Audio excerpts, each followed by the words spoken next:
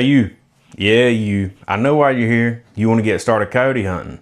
Well, you've come to the right place. Today's video, we're going to go over every single step to start coyote hunting. From obtaining land, setting up your stands, going over your calling sequences, and getting your first dog on the ground. So let's get started.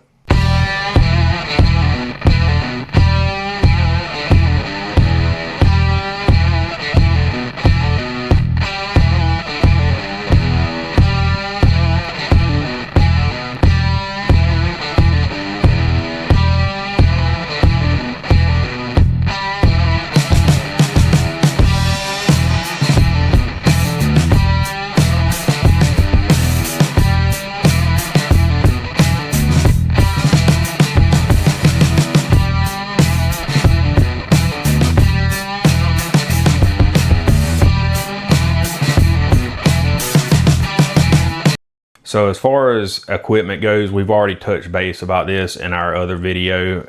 I'll have it posted right here.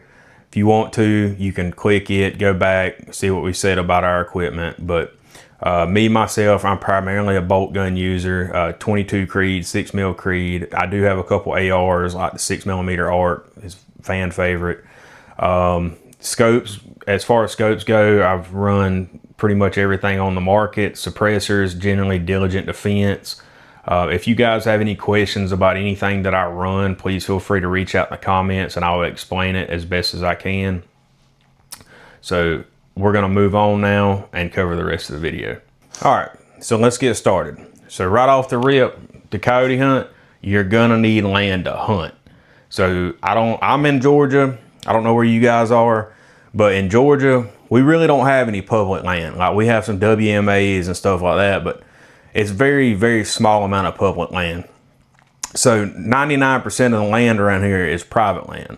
So when you first get started, you may be in a situation like it is here in Georgia. Like I said, we don't have much public land, where if you want somewhere to hunt, you're gonna have to get out there and ask permission. So when I first started, I had a little bit of family land that I could hunt, but not much. So the only thing to do is get out there and start knocking on doors. So you can use apps like Onyx, Hunt Stand, anything like that that shows you property lines.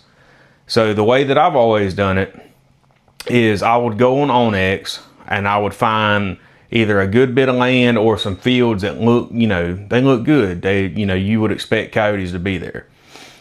So once I found the piece of property that I would want to hunt, I would click on it. You would scroll down to go to your tax address. Now, normally you're going to find an actual address under there. That is where the person who owns that property will normally live. Sometimes you'll see like a PO box, and in that situation, there ain't much you can do besides try to Google it or, whatever. But as far as the 99% of the time, that person is going to have a tax address listed. So, and generally they don't live that too far from where the land is, but I mean that, that's generally. So you would find the tax address, type it into Google Maps, Apple Maps, whatever. You go to their house, knock on their door, say, hey, I seen this land. I shoot coyotes, bobcats, hogs, and basically you stick to that. When you go ask a landowner for permission to hunt, especially here in Georgia, if you mention anything other than like predators, like if you mention turkeys or deer or any of that, they're going to tell you to kick rocks. They're not going to let you hunt their land if you're trying to hunt deer, or turkeys, or dove, or anything like that. If you stick simply to predator control, there's a good chance that they'll let you hunt their property. Guys, don't forget, Southern Precision Outdoors, we are doing a monthly giveaway every single month here on this channel. All you have to do is subscribe, and every single month, one lucky subscriber is going to win some kind of prize, whether that be a free suppressor, hunting gear. At 10,000 subscribers, we're giving away a free thermal, so just make sure you're subscribed. Now, normally down here in South Georgia, it's pretty easy to get permission to hunt other people's land. Like I said, all I do is knock on the door. You got to be very polite, you be courteous, and you very simply explain to them what you want to do. It's a lot easier to convince somebody that you're going to be night hunting on their property if you're shooting suppressed. So obviously that helps. You know, nobody wants to hear guns going off super loud at 2 a.m. So just be professional, be polite. And if they say no, no big deal. Say, thank you, sir, thank you, ma'am, for your time, and you move on to somebody else. But now there are certain instances where generally everybody is nice, super nice about this. I've got hundreds of thousands of acres that I hunt across like 6 or 7 different counties because I've been doing this for so long. But I've come across a very, very select few, it's like 1% of landowners where they're just nasty people. Just because you even found their address to go knock on their door, that upsets them. So like I said, that's 1% of the time, but 99% of the time, people are going to be nice. If you're nice, they're going to return the favor. So just be polite when you ask these people. And like I said, even if they say no, just say, thank you, ma'am, thank you, sir, thank you for your time, and just get out of there. Go on to the next spot. One thing that I did want to mention, when you're going around asking for permission, now that this sport or hobby, whatever you want to call this, is taken off to an extent now that there's a lot of people getting into it, you're going to come up to some landowners and you're going to ask permission to coyote hunt, and it's going to be Miss Betty, and she's going to say, well, baby, there's somebody already hunting, you know, they've already asked. And you might have a wild hair up your tail that says, you know, you want to ask her, well, say, hey, can I hunt too? Don't do that, guys. If somebody's already hunting some land, don't step on anybody's toes. That's just not the professional way to do things. If somebody already has obtained permission for that land, just move on to the next spot. There shouldn't be more than, you know, a certain group out there. That's how accidents happen. I mean, even you can spend $8,000 on a thermal, you know, and accidents can happen if you don't know the other people on that property at, you know, hunting at night. So just be mindful of that, respect each other, and move on. Now that we've got our property covered and you've got permission for a couple different places to hunt, we should move on to the next part of this, which is setting up your stand. So when I'm setting up my first stand of the night, I always look at my terrain to figure out where I think the dogs are going to come from. Me being here in South Georgia, it's pretty flat here where it's mostly open fields for agriculture. So generally when I'm setting up in a field, I'm going to be concentrated on the tree line because that's 90% of the time where the dogs are going to come from. It's not 100% because I've had dogs just show up like I just happen to miss them. They're 30 yards from me now, hooping and hollering. So you never know when they're going to come from. But along with trying to play your terrain and get familiar with where you think your dogs are going to come out at, the next thing that you need to do is the most important part of setting up a stand is to learn your wind. It doesn't matter if you have the perfect sounds, it's the perfect night.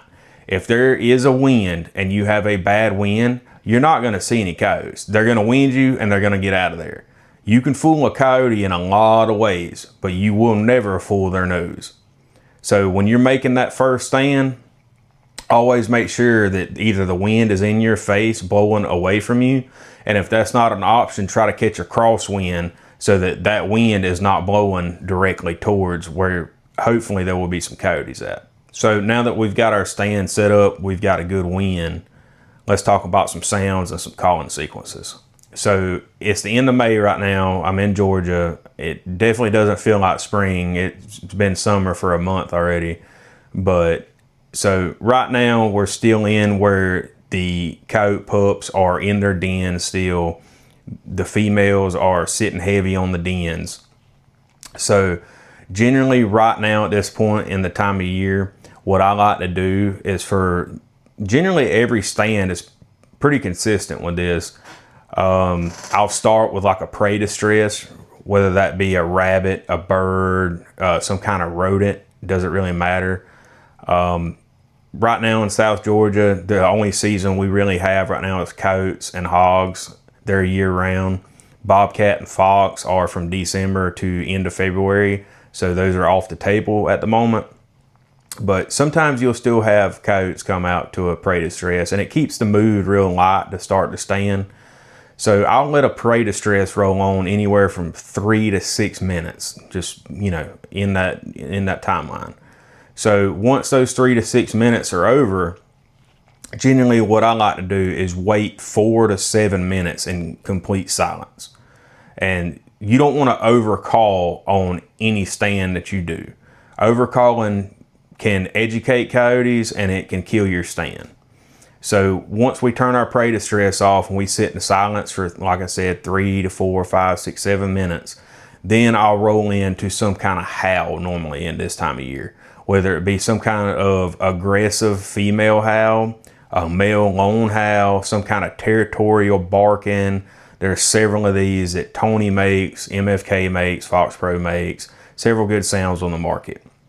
Now, I'll let these howls or these barks or whatever I'm playing, I'll let them play out for anywhere from 3 to 5 minutes, somewhere in that neighborhood. And then once I've played those, I'll cut them off. Now, when you cut a sound off, especially a howl, try to cut it off at a natural, like, stopping point in the sound. You don't want to cut off your call in a mid howl. Obviously a coyote would find that pretty suspicious. But as far as once you cut that sound off, and generally when you're playing a howl, you will start getting some kind of response within the first few minutes. And if not within the first few minutes, generally as soon as you cut that call off, you're gonna hear something, whether that be howling, barking. You're gonna piss a coyote off at some point right now. So even if you are sitting in silence, like I said, for the next 3 to 5 minutes after playing those howls, and you don't hear anything, that doesn't mean that there's not a coyote lingering around. He or she may not be vocal right now. But after that silence, I always go into either some kind of pup distress. Tony Tibbs' Den Raid is absolutely killing right now. There's a lot of good pup distresses out there. You got HB, pup distress. Fox Pro makes pup distress number 3. That's tried and true. MFK's got a ton of good ones. But generally, I'll let a pup distress play for generally 3 to 5 minutes. If you don't see a coyote after pup distress, there's generally a good chance there's not a coyote around. Pup distress is one of those things, especially at this time of the year right now, that a coyote is going to charge hard and fast into that sound. So if you're still not seeing anything, let the sound play 3 to 5 minutes and then kill it. Now, there's been a lot of times where just because you don't see anything, that doesn't mean, pack it up and let's go. Silence is a killer. Coyotes are very curious animals. So even though they're super smart, you will kill just as many coyotes with silence as you will playing a sound. So just say that coyote's hung up when you were playing a sound, maybe they're an educated coyote, or maybe they think it's, something's weird. You cut that call off and you're just standing there in silence. You seem pretty bummed out, I'm sure, but there's a good chance that a coyote will come in to that sound or to nothing. He's just curious. So he wants to figure out what that was. Now that the sound is gone, he's going to come take a look. So give it a chance. Give silence a chance. It'll work, I'm telling you. So the next thing that I want to talk about is not giving up after just say you're playing a prey distress. First thing on the first stand, and you have a dog come out to a prey distress.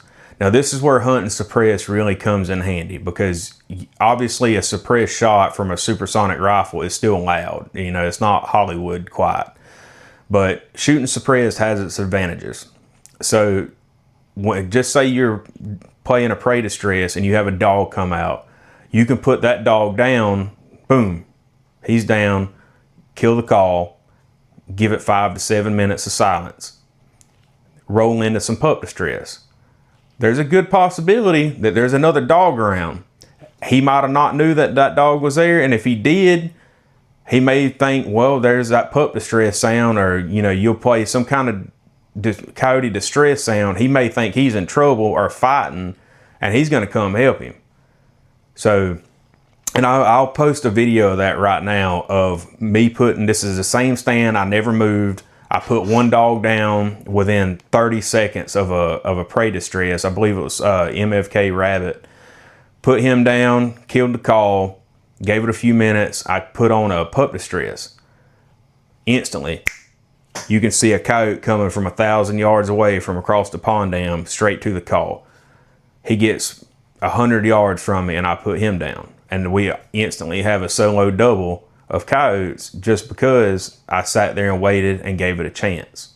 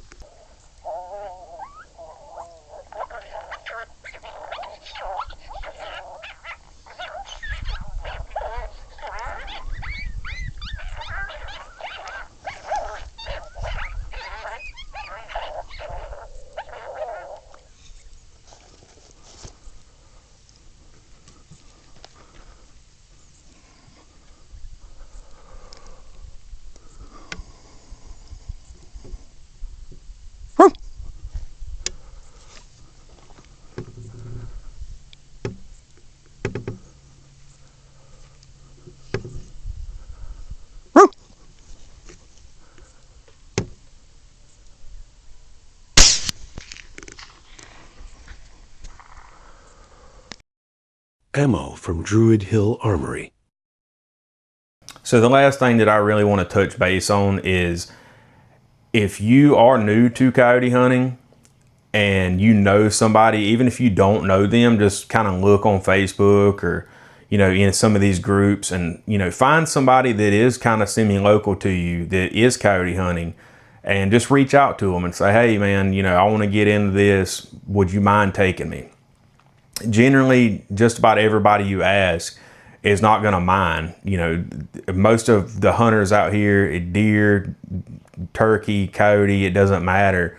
All hunters want to help each other. Like me especially, I've had people message me from all over the country, and I mean, I love giving everybody advice.